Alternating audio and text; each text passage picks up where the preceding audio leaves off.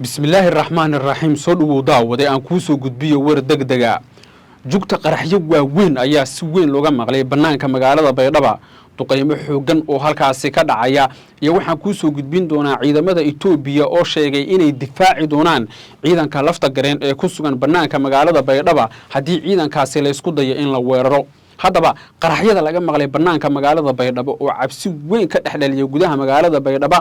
iyo sidaas la mid ah ciidankii maamulkii koonfur galbeed Cabdicasiis lafta gareen oo iyana dhaqdhaqaaq ciidan ka wada tuulada Daynuunay ayaan faahfaahintooda ku hayaa ee soo dhawow wixii warar ee kale nagu soo kordhana waan idin qaada dhigayaaye aan ku bilaabay ee banaanka magaalada Baydhabo saaka hiirtii hore waxa laga maqlay jugta qaraxyo waaweyn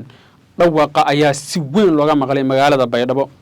Baydhabo oo aad ogeedeen inay ahayd magaalo nabdoon oo iska dhaaf in qarax la maqlay ee baastoolad xabadeeda aan la maqli jirin saaka shacabkii waxay ku baraarugeen qaraxyo waaweyn kadib baaritaano la sameeyeen waxa la ogaaday in diyaaradaha Turkidu ay duqeeyeen saldhigyo ay ku sugan yihiin ciidanka kooxda shabaab ee ka soo horjeeda dawladnimada Soomaaliya waa wax aad u wanaagsan in kooxda shabaab la beegsado la duqeeyo mid loo dilo laakiin in shacabka la waxyeeleeyo ama shacabka laga dheereeyo goobaha kooxdu ay joogtay si aysan shacabka masaakiinta wax u soo gaarin ilaa hadda Turkida iyo dawladda Soomaaliya xil iska ma saarin taas Turkidu ku dhawaad 5 jeer ilaa 6 jeer ayay bartilmaameedsadeen saldhigyo ay ku sugnaayeen ciidanka kooxda shabaab waxaana wararka la helaya ay tilmaamayaan in qaraxyada si weyn looga maqlay banaanka magaalada Baydhabo dadka magaalada Baydhabo ayaa hal mar hurdada ka kacay oo sasay iyagoo u maleeyay in magaalada Baydhabo ay xabad ka bilaabatay waxayna dib u xasuusteen waayihii ay naacawda dabaysha ee nabadda ay ku raaxaysan jireen laakiin hadda ayaga maamulkii dhamma u gacan galiyay Xasan Cali Sow oo 76 sano jir ah madaxweynaha Soomaaliya ah muddaxilaadkiisuna uu gabaabsi yahay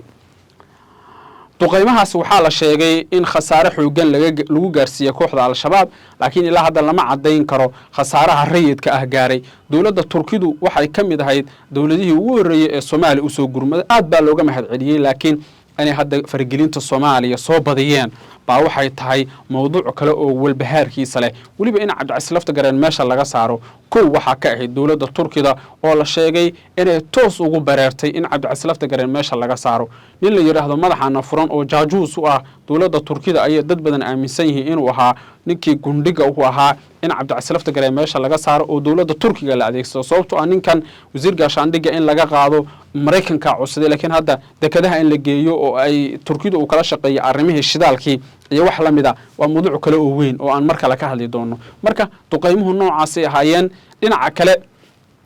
ciidankii lafta gareen ee mujaahidiinta ahaa ee ku sugnaa banaanka magaalada Baydhabo gaar ahaan tuulada Daynuunay la yiraahdo ayaa la soo warinayaa in ay diideen in wax heshiis ah ay la galaan dawladda federaalka ah ee Soomaaliya saraakiishoodu way ku mayal adeegeen waxay shuruud ka dhigeen in maleeshiyaadka buraha ka soo duulay magaalada laga saaro waa qodob aad u weyn oo dabcan Xasan Sheekh Maxamuud in uu liqo biyo inuu raaciyo ay ku adkaan doonto sida ay dad badan aaminsan yihiin waxaan la hadlay dhowr xubnood waxay leeyihiin arintan waxay u badan tahay in faraha la isku tagi doono oo ay xaajadu noqon doonto mid aan waxba laga qaban karin haddaba saraakiil sarsare oo ka tirsan ciidanka maamulka Soomaaliya waa ciidanka aan dhahe koonfur galbeed waxay goordhow ii sheegeen in ay ka fiirsanayaan in wax heshiisa ay la gaaraan dhinacaas iyo dawladda federaalka ee Soomaaliya iyagoo Xasan Sheekh Maxamuud ku tilmaamay nin aan aqoon ama nin aan ballan iyo diin lahayn isla markaana ixtiraam iyo qadarintoona aan aqoon taasoo keenaysa dabcan in la kala feejignaado dhinaca kale war degdeg ah oo ka imaanaya dhinacaas iyo gobolka Awdal deegaan la yiraahdo Fardo oo ku yaala gobolka Awdal waxa laga soo warinayaa dagaal qaraar oo halkaas ka socda hubka noocyadiisa kala duwan iyo qoryaha durundooriga u dhaca ayaa la isku adeegsanayaa dagaalka halkaas ka socda saraakiil sarsare oo ka tirsan ciidanka Somaliland waxay tilmaameen dagaalka halkaas ka socda inuu yahay dagaal kamid ah dagaaladii ugu qaraaraa oo dhimasho iyo dhaawac la soo warinayo dagaalka waxa la sheegay inay soo qaadeen maleeshiyaadka beesha Samaroon kuwaas oo beegsaday saldhigyada ay ku sugnaayeen ciidanka Ciisa waxaana la soo warinayaa khasaaro dhimasho iyo dhaawacba leh sida ay tilmaameen ila wareedyo lagu kalsoon yahay waan goor luqadka telefoonka kula hadlay kuwaas oo ii sheegay in ay la yaab ku noqotay sida ay xilligan u daneynayaan ciidanka beesha